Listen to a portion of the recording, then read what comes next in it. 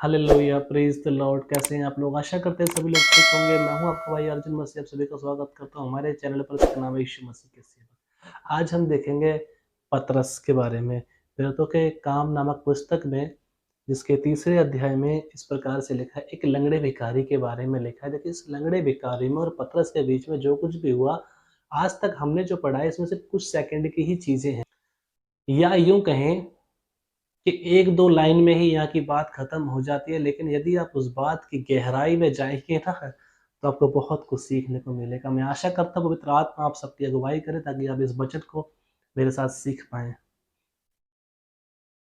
एक लंगड़ा भिखारी किस तरीके से चंगा हो जाता है, केवल उसके देखने भर से, कहने भर से, आइए जानते हैं इस वीडियो में।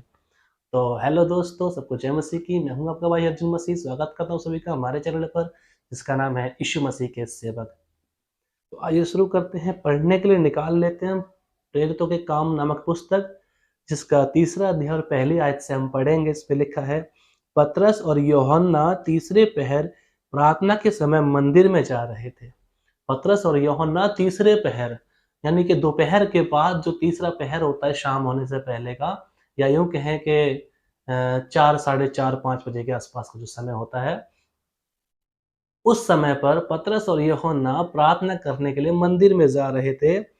और लोग, तभी देखिए, लोग एक जन्म के लंगड़े को ला रहे थे। देखिए क्या लिखा है कि एक जन्म के लंगड़े को ला रहे थे, जिसको वे प्रतिदिन मंदिर के उस द्वार पर, जो सुंदर कहलाता है, बैठा देते थे, कि वह मंदिर में जाने वालों से भीख मांगे। कुछ लोग एक लंगड़े को मंदिर के गेट पर, जिसका नाम सुंदर फाटक है, वहां एक लंगड़े भिखारी को बैठा दिया करते थे, जो कि जन्म से लंगड़ा है। वो खुद चल भी नहीं सकता, उसको उठाकर लाते थे, वहां पर रख देते थे, और वो वहां पर आने जाने वालों से भीख मांगता। देखिए, जब उसने पतरस और यूहन्ना को मंदिर में जाते देखा, तो उनसे भीख मांगी। तो उसने पतरस और यूहन्ना को भी मंदिर में जाते देखा, तो उनसे भी भीख मांगी। भीख में जो वो सबसे मांगता था, वही उसने भीख में मांगी।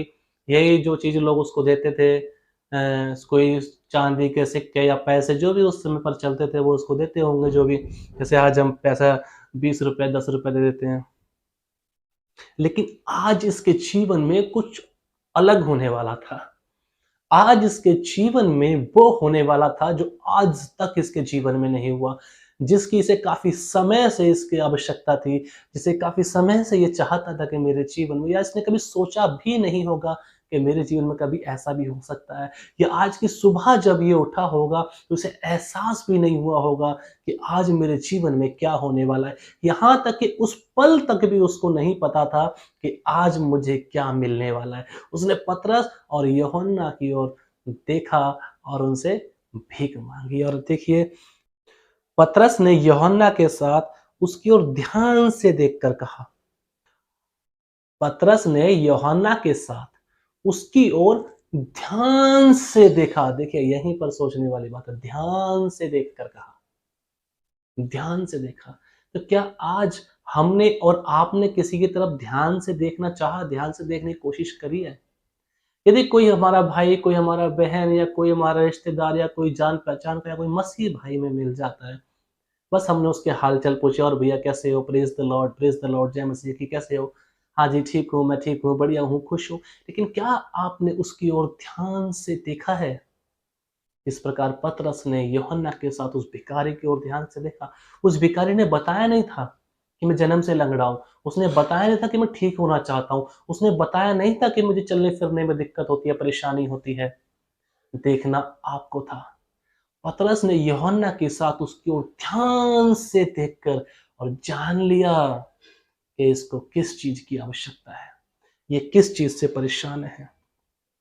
और चाहिए कि आप भी किसी की ओर ध्यान से देखें। जब भी आपको कोई मसीह भाई, कोई बहन, या कोई जान पहचान का व्यक्ति मिलता है, उसकी ओर ध्यान से देखें, उसकी बातों को और ध्यान से देखें, ताकि आप भी उसकी ज़रूरतों को पहचान पाएँ। क्योंकि परमेश्वर ने आपको वो सामर्थ्य दी है, परमेश्वर ने आपको वो पावर दी है कि आप भी किसी के जीवन में कुछ अद्भुत कर पाओ। आपके पास धन नहीं है देने के लिए, कोई बात नहीं। आप डॉक्टर नहीं हो, इलाज नहीं कर सकते, कोई बात नहीं। लेकिन मेरे प्रभु ने आपको वो पावर दी है, वो धन दिया है, वो सामर्थ्य दी है कि आप कर नहीं सकते लेकिन करवा सकते। प्रभु यीशु के सामर्थ्य नाम में है। वो हथियार आपके पास में है, वो वेपन आपके हाथ में है, जिसे आप इस्तेमाल कर किसी की भी समस्याओं का समाधान निकाल सकते हैं। इस प्रकार से पतरस ने यूहन्ना के साथ उसकी ओर ध्यान से देखा और देखिए क्या लिखा है। ध्यान से देखकर कहा, हमारी ओर देख।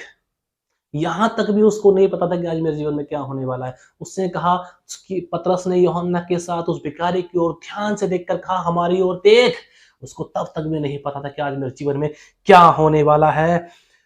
अंत उसने उनसे कुछ पाने की आशा रखते हुए उनकी ओर ताकने लगा। कुछ पाने की आशा रखते, उन्होंने बोला हमारे तो ध्यान से देख। उन्हें लगा शायद आज ये मुझे कुछ देंगे उसकी ओर, और वो उनकी ओर ताकने लगा, आशा रखते हुए, आशा भरी नजरों से ताकने लगा। तब पतरस ने कहा, चांदी और सोना तो मेरे पास है नहीं। चांदी और सोना तो मेरे पास है नहीं। तब एक सेकंड के लिए, एक पल के लिए उसके मन में कुछ निराशा तो आई होगी, चलो चांदी सोना तो इनके पास नहीं है। फिर उसने सोचा होगा शायद कुछ तो होगा। चांदी और सोना तो मेरे पास है नहीं, परंतु जो मेरे पास है वह तुझे देता हूं। उसने कहा चलो कुछ तो मिलेगा। यीशु मसीह नासरी के नाम से चल फिर। हालेलुया। क्या कहा? यीशु मसीह नासरी के नाम से चल फिर। और जब उसने ये कहा होगा तो शायद लंगड़े भिखारी के कानों को यकीन नहीं आया होगा। वो सोचने लगा होगा, उसे समझ नहीं आया होगा कि इन्होंने क्या बोला है, इन्होंने क्यों बोला है, और ये क्या था। ये तो बोल रहे थे कि मैं तुझे कुछ दूंगा, लेकिन ये तो कह रहे हैं कि चल फिर यीशु मसीह के नासरी के नाम से। और जब उसको समझ आ, लेकिन इसके ये बोलते ही, और जब तक उसे समझ आया होगा, और उसने उसका दाहिना हाथ पकड़ा, यानी पतरस ने उसका लंगड़े भिखारी का दाहिना हाथ पकड़कर उसे उठाया, और तुरंत उसके पांव और टखनों में बल आ गया और वह उछल कर खड़ा हो गया। हालेलुया। कैसे खड़ा हो गया? वो उछल कर खड़ा हो गया, उसका हाथ पकड़ा और उठाया। जरूरत है कि हम भी किसी का हाथ तो पकड़ें, हम भी किसी को उठाने की कोशिश तो करें, हम भी किसी को ध्यान से देखें तो सही।